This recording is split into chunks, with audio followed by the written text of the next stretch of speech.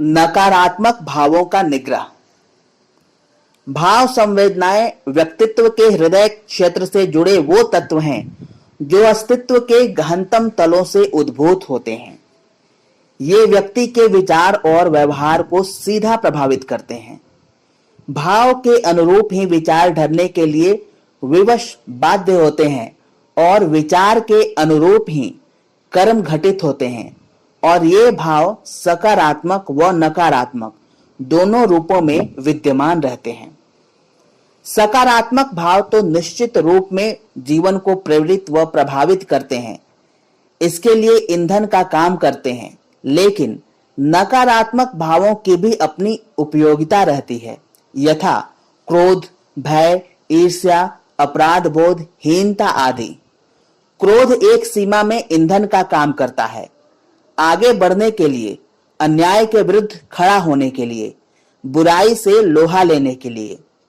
लेकिन यदि यह अनावश्यक रूप में व्यक्त होने लगे तो यह व्यक्ति के लिए घातक बन जाता है।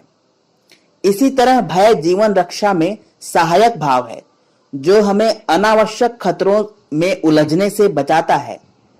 लेकिन यदि भय अत्यधिक बढ़ने लगे तो यह पैनिक से लेकर फोबिया के रूप में व्यक्ति के जीवन को दूभर कर सकता है। इसी तरह अपराध बोध एक सीमा तक व्यक्ति को अवांछनीय कार्यों से बचने में सहायता करता है, लेकिन यदि यह एक ग्रंथि के रूप में व्यक्तित्व में घर कर जाए तो यह व्यक्ति के जीवन को कुंठित कर देता है। ईर्ष्या का भाव यदि स्वस्थ प्रतिस्पर्धा के लिए प्रेरित करता हो तो इसे उपयोगी माना जा सकता है, लेकिन यदि यह व्यक्ति को अनावश्यक जलन, प्रतिस्पर्धा व नकारात्मक क्रिया के लिए प्रेरित करने लगे तो फिर इसे नुकसानदेह माना जाएगा। इसी तरह हर भाव के सकारात्मक एवं नकारात्मक पहलू को देखा जा सकता है। सकारात्मक भावों की भी अधिकता जीवन में प्रतिकूल प्रभाव डालती है। बहुत अधिक खुशी, प्रेम, दया, करुणा आदि अपनी परिणति में नुकसानदेह साबित होते हैं। अत्यधिक प्रेम में व्यक्ति आसक्ति के वशीभूत हो सकता है, गलत निर्णय ले सकता है। अत्यधिक खुशी में जीवन के यथार्थ स्वरूप को व्यक्ति समझ नहीं पाता। अत्यधिक दया का भाव भी व्यावहारिक जीवन को बाधित कर सकता है। अत्यधिक विनम्रता को भी उचित नहीं माना जा सकता। सकारात्मक भावों के साथ नकारात्मक भाव अपनी तीव्रता में अधिक घातक रहते हैं। घनीभूत रूप में ये जीवन को गहरे से प्रभावित करते हैं। ये व्यक्ति के शारीरिक स्वास्थ्य से लेकर मानसिक स्वास्थ्य को चौपट कर सकते हैं। तमाम तरह के शारीरिक रोगों को नकारात्मक भावों के साथ पाया गया है।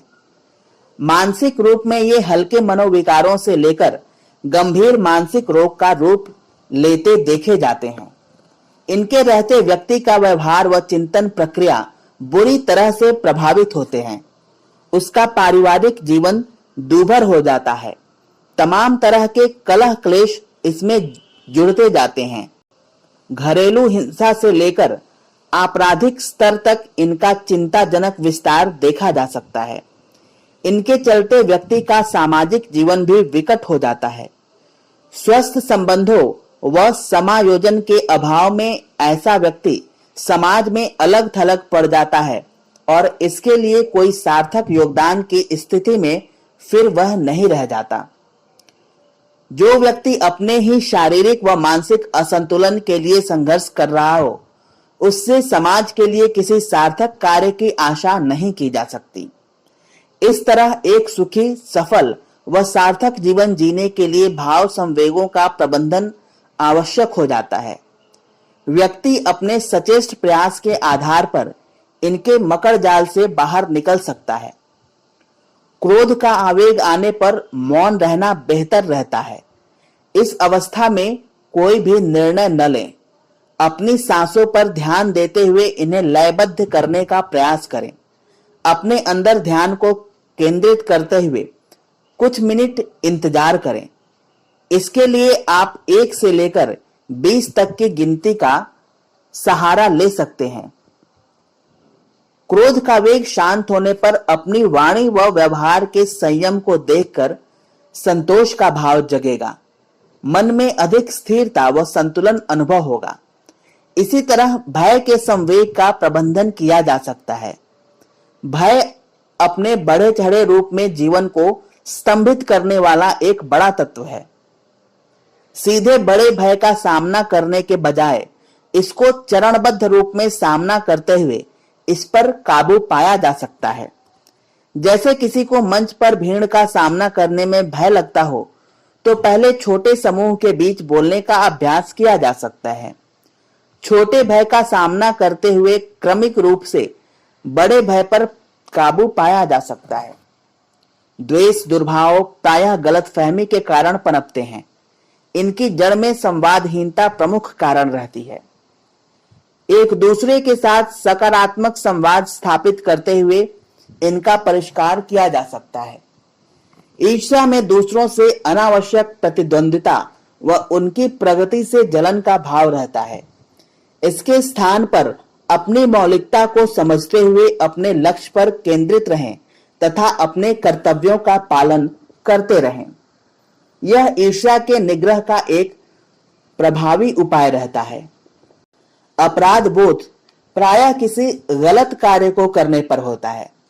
ऐसा होने पर इसकी तह तक जाकर अपने प्रायश्चित भाव को जगाएं तथा सुधार के संकल्पित प्रयास के साथ इसके नकारात्मक प्रभाव को कम करने का प्रयत्न करें। इसके साथ सतत श्रेष्ठ चिंतन व कर्म में निमग्न रहने पर इसका गहनतम स्तर से उपचार होता रहता है। हीनता प्रायः दूसरों से तुलना करने पर व स्वयं को कमतर आंकने पर जगती है। अपने जीवन की मूल विशेषताओं व उद्देश्य को खोजकर इस पर कार्य करते हुए इससे उबरा जा सकता है। अपने अद्वितीय गुणों के आधार पर अपनी श्रेष्ठता का चिंतन इससे उबारने में सहायक है। इनके साथ संयम, स्वाध्याय, साधना व सेवा जैसे आध्यात्मिक सूत्रों का अभ्यास करते हुए नकारात्मक भावों के जड़ मूल उपचार की पृष्ठभूमि तैयार की जा सकती है। इस तरह हम जहां भी खड़े हैं वहीं से अपने जीवन में विरासत में मिले नकारात्मक भावों का ईमानदारी से मूल्यांकन करते हुए उनके उपचार के सूत्रों का पालन करते हुए इनका प्रभावी प्रबंधन कर सकते हैं। अखंड ज्योति, जुलाई 2022। धन्यवाद।